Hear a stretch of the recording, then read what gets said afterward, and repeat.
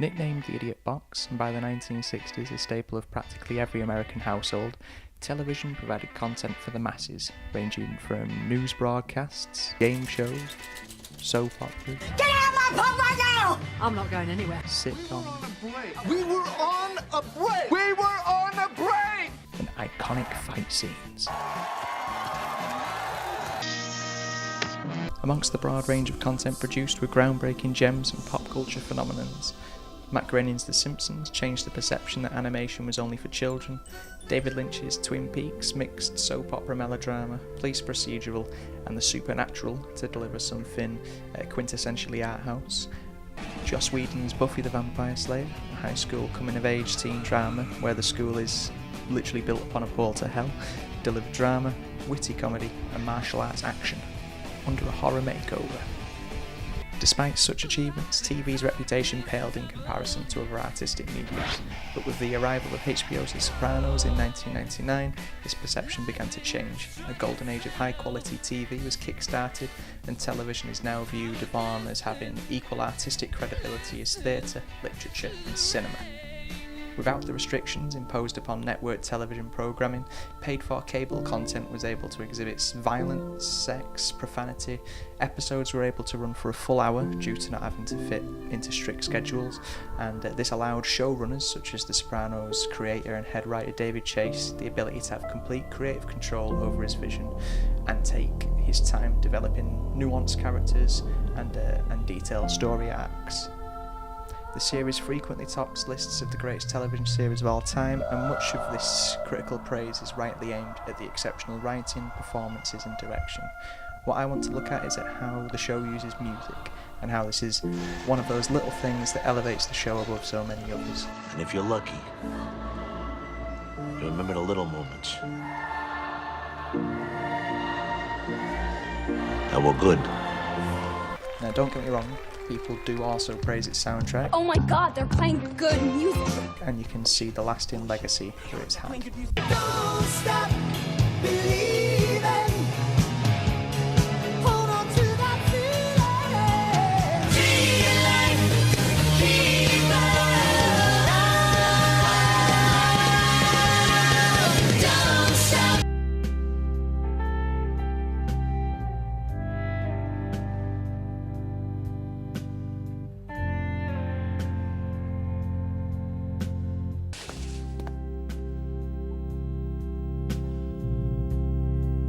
Come down from the bridge.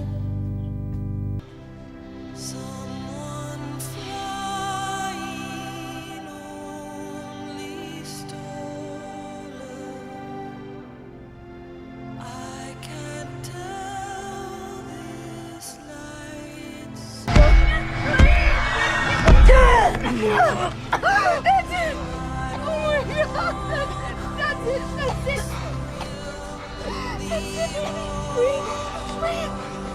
Music in The Sopranos is not only used as a stylistic technique or as a way of generating mood. Music and song selection is used to reinforce the show's themes and central questions. While the script of course covers and conveys these themes, most directly through Tony's sessions with his psychiatrist Dr. Jennifer Melfi, You know, sometimes what happens in here is like taking a shit. Yes, okay. Although I prefer to think of it more like childbirth. Trust me. It's like taking a shit. they never feel laboured upon or spoon-fed to the audience. You could say the script never beats us over the head with its themes.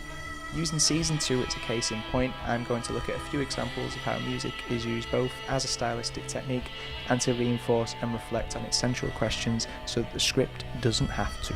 In the season's 4th episode, Commendatore, the song Conte Patrio, as performed by Andrea Bocelli, is used in two distinct ways. The episode centres around Tony and his crew visiting Italy for the first time to strike a deal regarding smuggling stolen cars. The track is used to very much set the scene and plays as their plane travels to Naples over the introductory shots of Italy.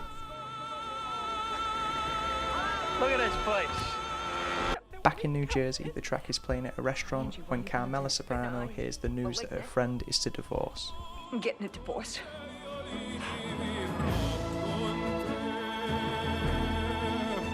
Carmela later plays the song to herself in a scene where it becomes apparent that off the back of this news, she too begins reflecting and doubting on her own marriage.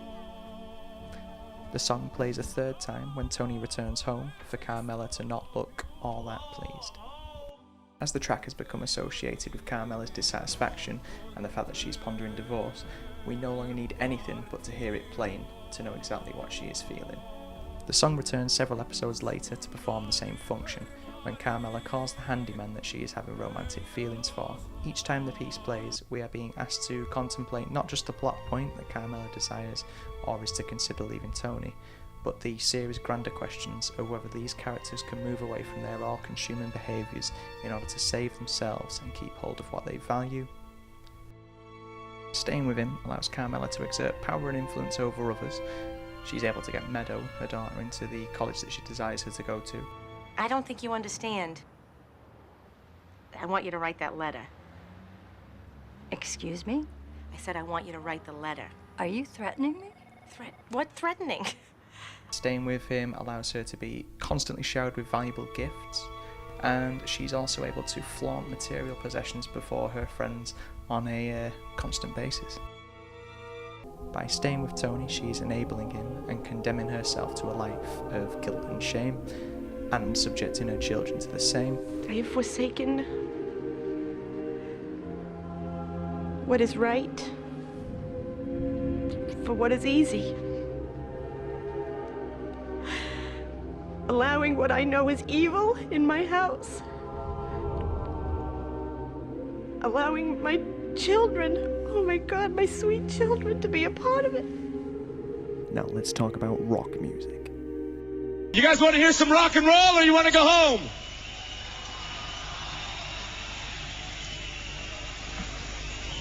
See ya.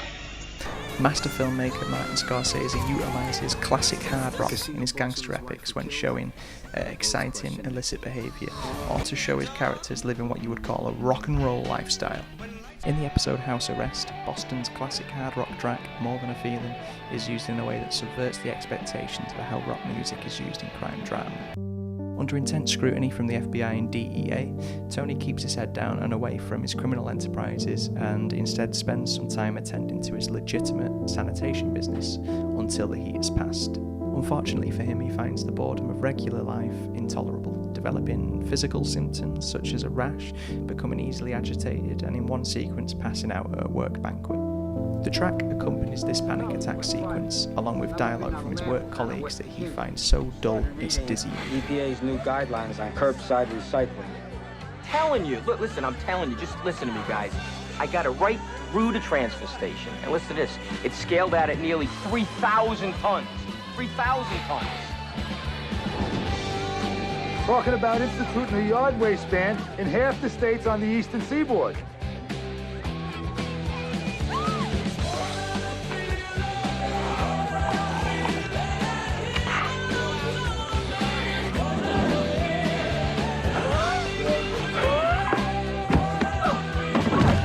So rather than playing at a time of peak excitement and rock and roll behaviour, it kicks in when our mobster is at his most fatally bored. While its unexpected usage at a moment such as this serves a comedic purpose, our association of rock music with criminality shows that music is again being used as a device that allows us to reflect on the central questions of whether it is possible for this man to change or to recover from his depression by repenting his immoral actions. There are times when it's clear Tony genuinely wants to be a better, happier man. Stop. And we feel that maybe if his upbringing had been different, he could well have been one. Anthony, what'd I fucking tell you? Lord, your father never cut off anybody's pinky? That's traumatic for anyone to witness, much less an 11-year-old. And we also see that he has the qualities to potentially still be one. This internal conflict is most creatively explored in the more surreal episodes set in his dreams, his subconscious, or elsewhere. You know, douchebag, I realize I'm dreaming. I got no opinion, one way or the other. Yet at times, when Tony tries to do the right thing rather than the abhorrent one, Abhorrent. it's as if he's paying further. I didn't hurt nobody. I just wanted to say thank you. No one's ever done something so. It's okay, Janice. Really. While Tony does have a love and a respect for other people, he looks at his happiest when hurting or humiliating them. I'm the boy's uncle. Easy, easy.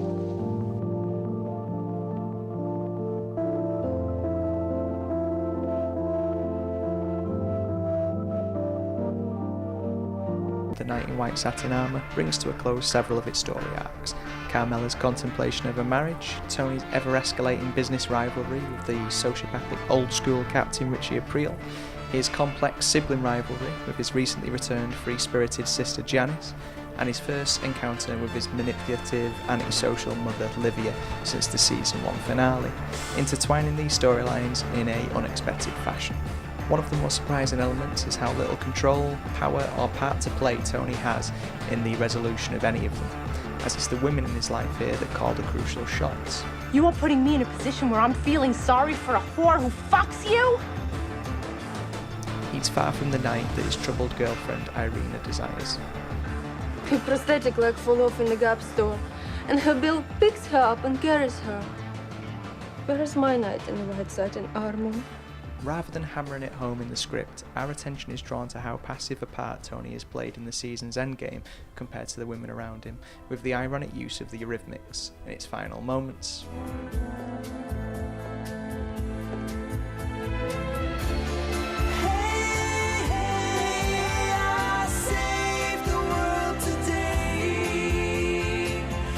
In these closing moments, the show asks us to reflect on one of its key themes, masculinity. In the world of the Mafia, men are expected to be strong, silent types who keep tight control of their emotions. Stop crying. Stop crying. And tussle for power and respect by means of brute violence. And while Tony is a fierce and dominant leader in the workplace, away from his mob role, he's an emotional wreck. A man who wishes that he was loved by those that should have loved him. I mean, don't you love me?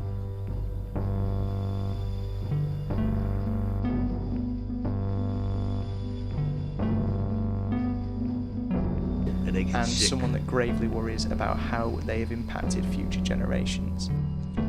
You'd give anything in the world to trade places with them, so they don't have to suffer. And anything you're the cause of it. As Sky News writes on how The Sopranos reinvented TV masculinity, underneath this cover of toxic masculinity, Tony Soprano was the sum of men's biggest frailties: fear, depression and weakness. What The Sopranos did was set men free, presenting us with an alpha male suffering from panic attacks whose strict upbringing taught him to mask his feelings. AV Club said that the season finale Funhouse received a mixed reception at the time from viewers probably expecting a slightly more conventional wrap-up to the season rather than the weird pseudo-art film that we got. Our true enemy has yet to reveal himself.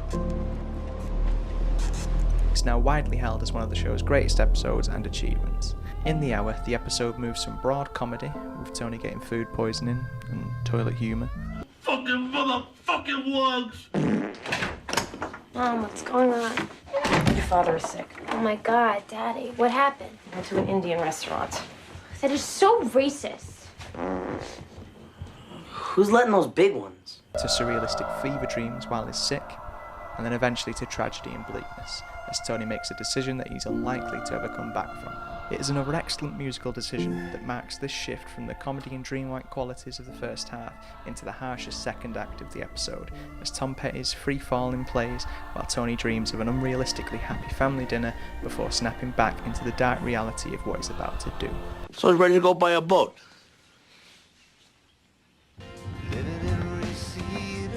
Might as well tell you now. I bought the most beautiful boat today. Cool. The 50-footer? The very same. I might as well tell you. I decided on Columbia. Oh!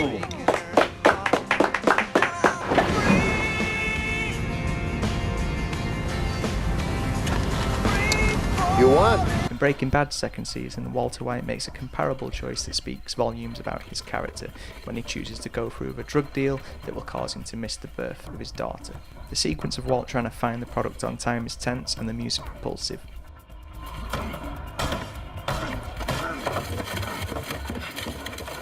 The camera lingers on him as he makes his choice.